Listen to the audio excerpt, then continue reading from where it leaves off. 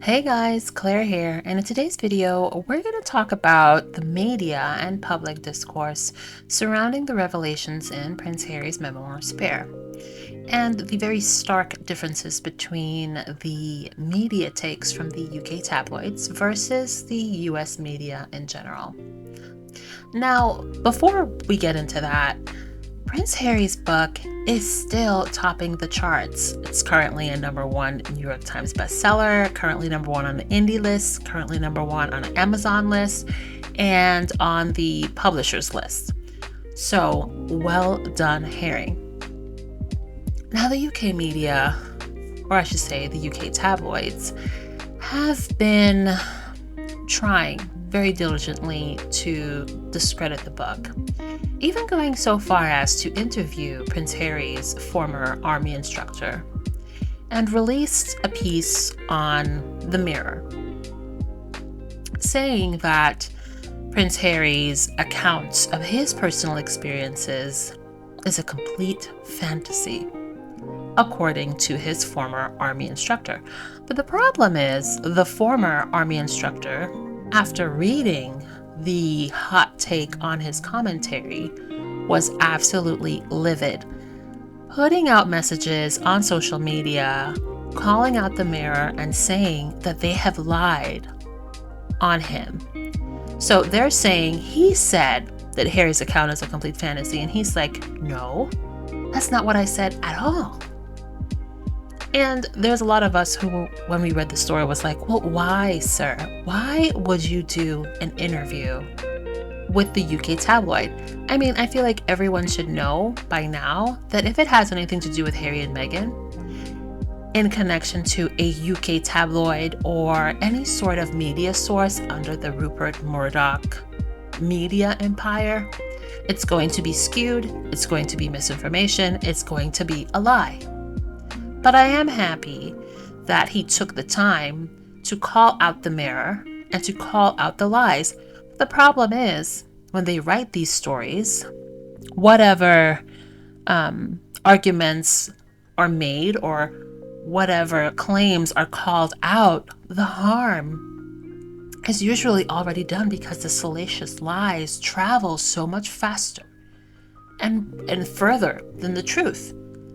But I'm glad that he called them out on it, which sort of reminded me of the Nelson Mandela's granddaughter, I believe, who was contacted to do an interview.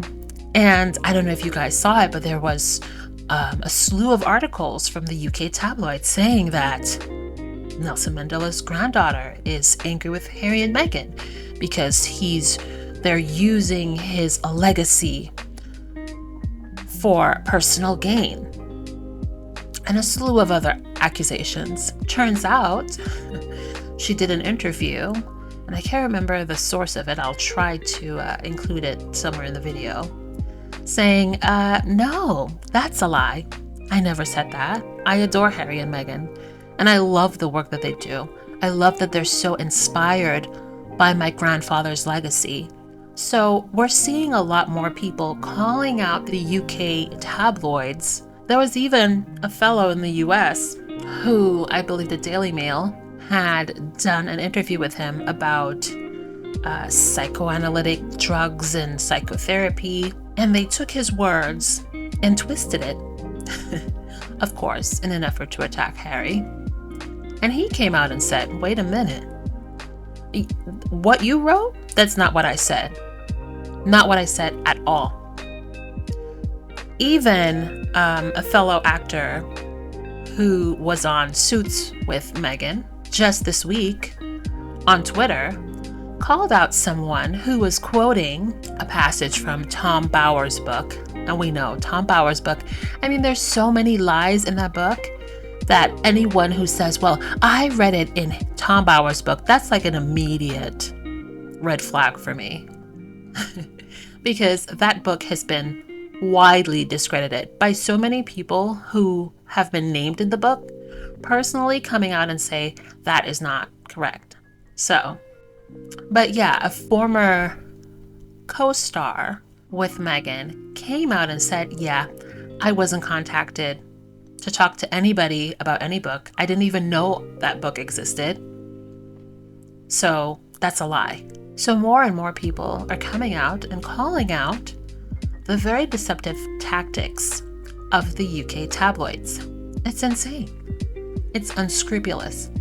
Which leads me to one of my favorite articles of the week when it relates to thoroughly discussing the Harry and Meghan versus the firm/family ordeal. And just how eye-opening seeing it play out via Spare and via the Netflix documentary. And it makes me very happy to see that besides all the drama and, the little petty parts and the parts about the familial drama or the parts about Elizabeth Arden and, his frozen member, that people are focusing on the real issues at hand. This article was an opinion piece in the New York Times, and I've been seeing it making the rounds on social media. If you haven't read it yet, I highly suggest you do so. I'll try to leave the link in the description box below if you want to give it a read.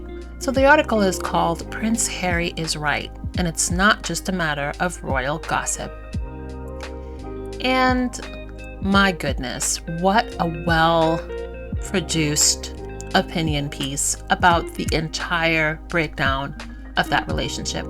And most importantly, it directly calls out the family's involvement with this traumatic smear campaign against Harry and Meghan. And I love that. I feel like we're finally at a turning point where people are realizing this is not just a case of Harry and Meghan not being happy and being like, we're just going to leave and we're going to continue to talk about it. No. The family has had a huge part in this. And no longer are they going to be allowed to sit back behind the scenes and pretend that they're not involved. So I can't read the entire thing, and I dare not do that. But here are some highlights. Any close follower of the British media should not have been surprised that after Prince Harry fell in love with Meghan, the biracial American actress, years of vitriolic and even racist coverage followed. Whipping hatred and spreading lies, including on issues far more consequential than a royal romance, is a specialty of Britain's atrocious but politically influential tabloids. People like me, and that's the writer, uninterested in celebrities, shouldn't dismiss the brouhaha around Harry's memoir as mere celebrity tittle-tattle. He has made credible, even documented claims that his own family refused to stand up against their ugly, sustained attacks against Meghan. In other words, it appears that Britain's most revered institution, funded by tens of millions in taxpayer funds annually, plays ball with one of its most revolting institutions. At the very least, it seems clear by now where some senior members of the royal family position themselves in all of this.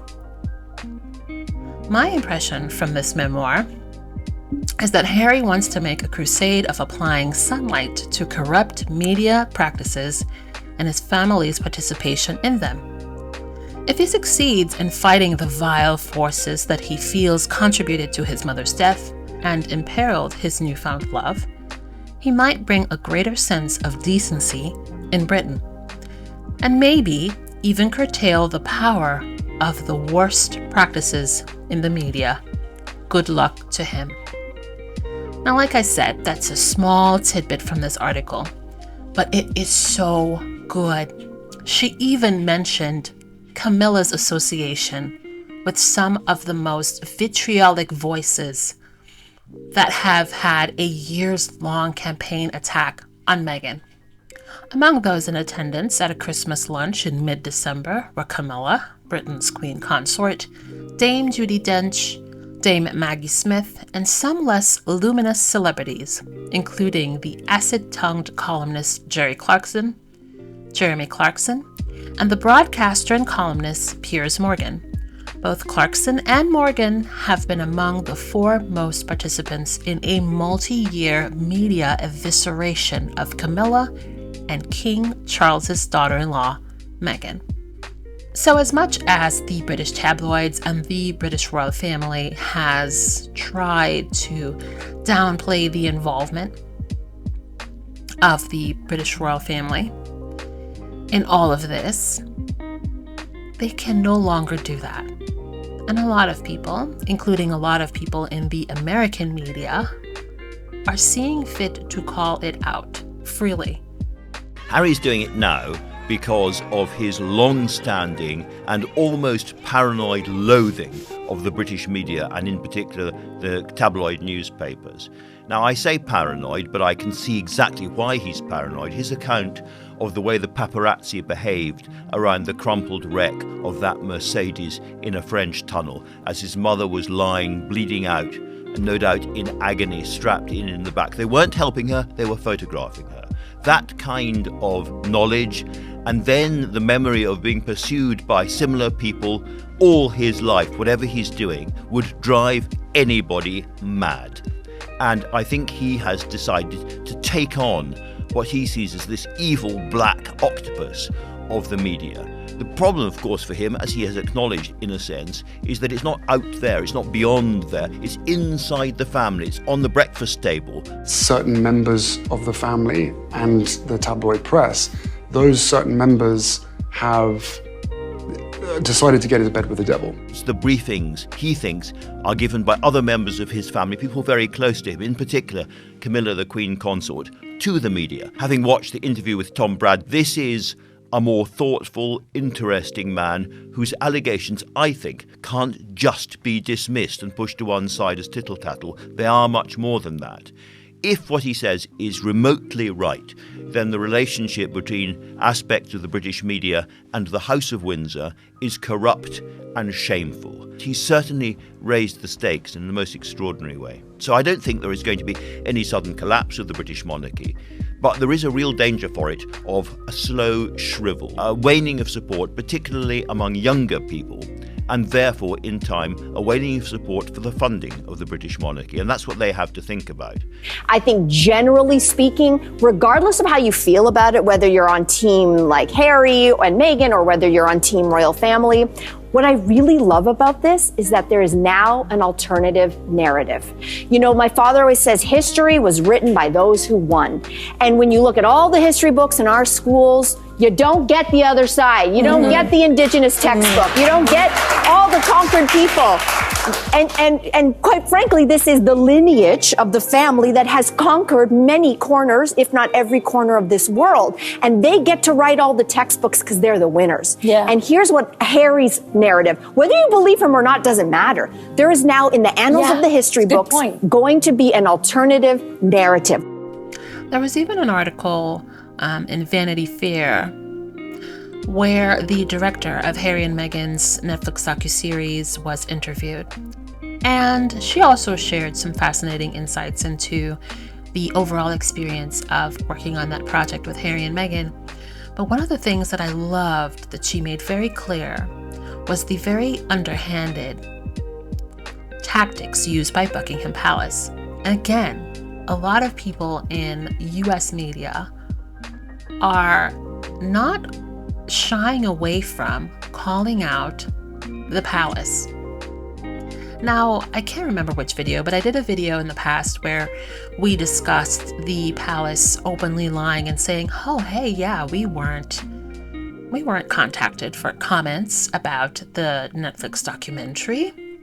Netflix is lying. Harry and Meghan is lying. Archwell is lying. Like, everybody is lying but the palace. And Netflix was like, no, you were contacted.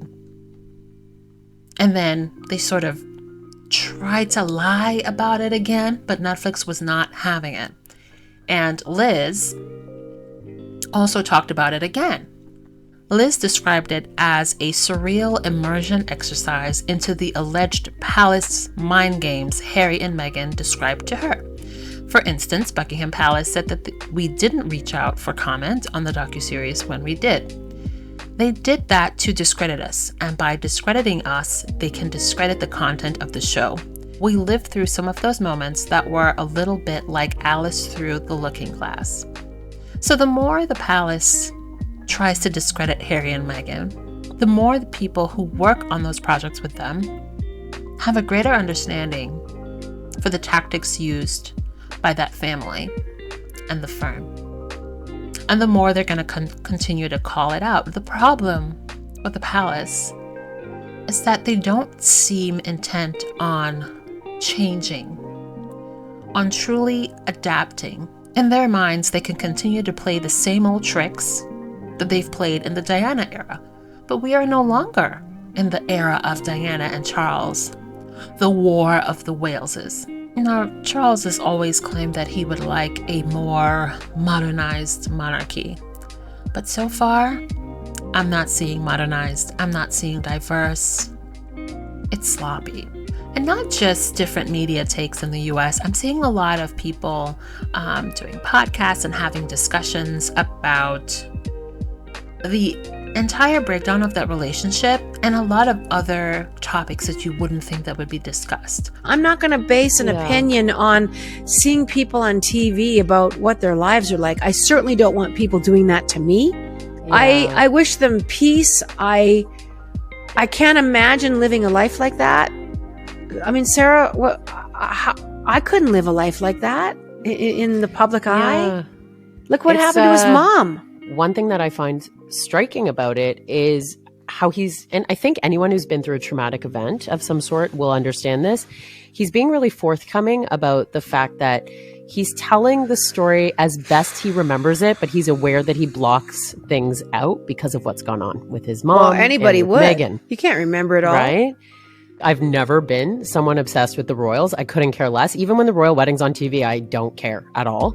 But I started listening to Meghan Markle's podcast. It's called Archetypes, and it's fantastic. It gives you a window into the type of person that she really is. A hot take on Meghan and Harry as it relates to generational healing. There will not be a household on this planet that will not be affected by the domino effect of their example, by standing up to toxic family systems, calling on family systems for healing and for growth and for change. Modern history has never seen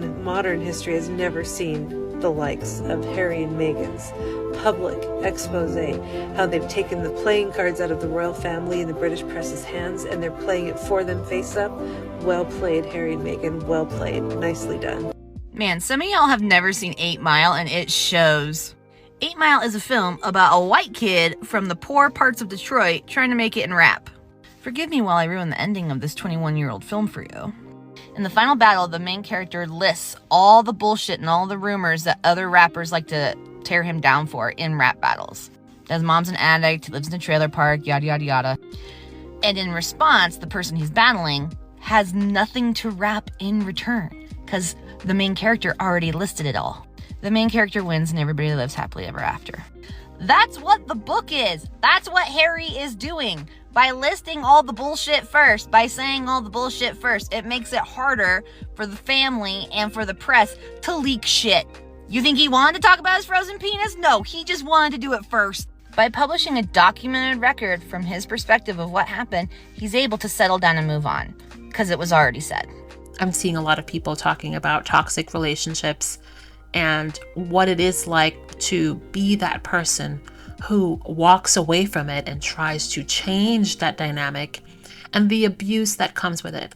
And I've even seen a really brilliant article about the failure of the relationship between HR of the firm and its employee. So it's basically talking about the firm being much like a huge corporation that fails to see the value of its employees and ensuring that their mental health and their just human basic needs are attended to for the sake of a bottom line. And the firm is no different. They don't care about your mental health or your feelings.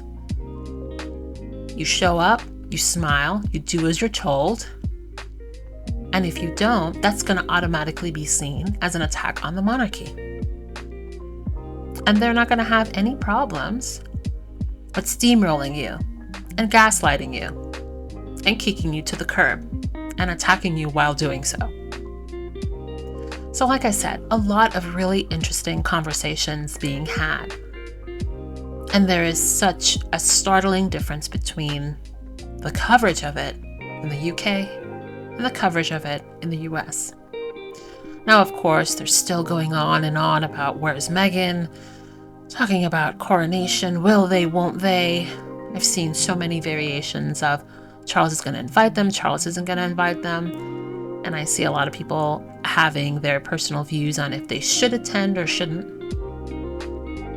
I mean, they're adults, so whatever they choose to do, that's fine. If it were me, I wouldn't. Especially after the insane torrent of leaks during Queen Elizabeth's mourning period. I mean, that was a mess. A mess. And maybe a very good preview of what Charles's reign is going to be like. Because now, even this week, we're seeing so many articles trying to promote Prince Andrew.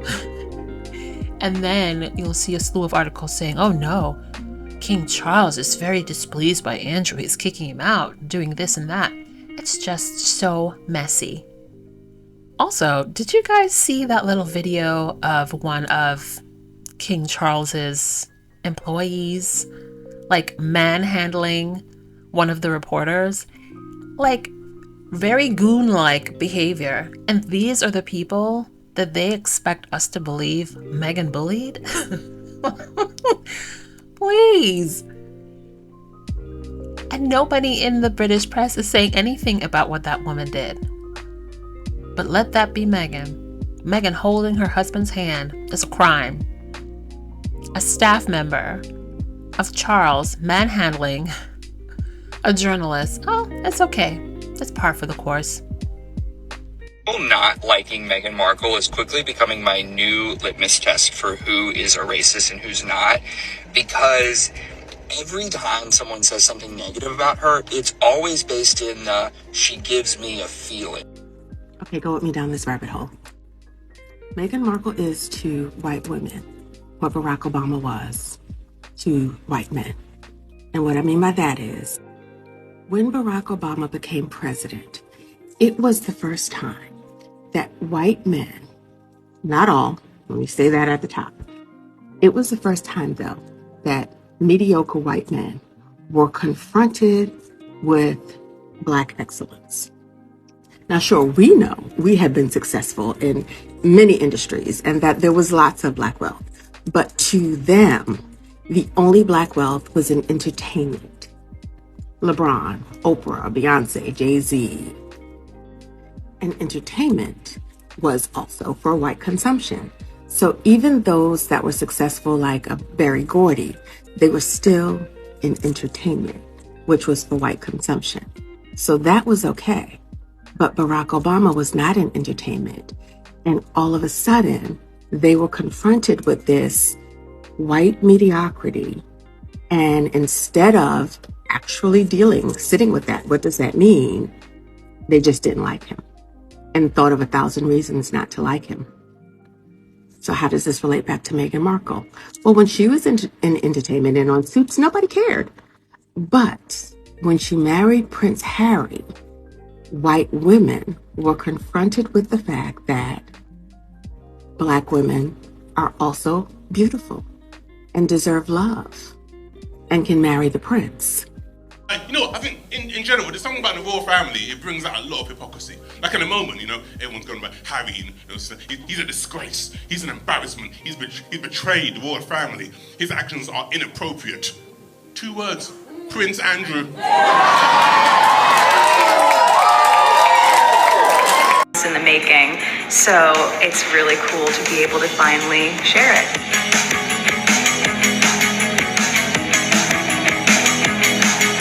I was today years old when I learned that Meghan Markle made a cameo on one of my favorite all-time shows, Fashion Police, with the iconic and late Joan Rivers. If you get Joan's stamp of approval, You are it. So not only is Meghan Markle a fashion girly, she's an academic. Northwestern is an incredible school. She's a humanitarian. She's a feminist. She's an actress, and it's not easy to nab a lead on any series, being a series regular, so there. It all makes sense why she ended up with the creme de la creme. She's brilliant.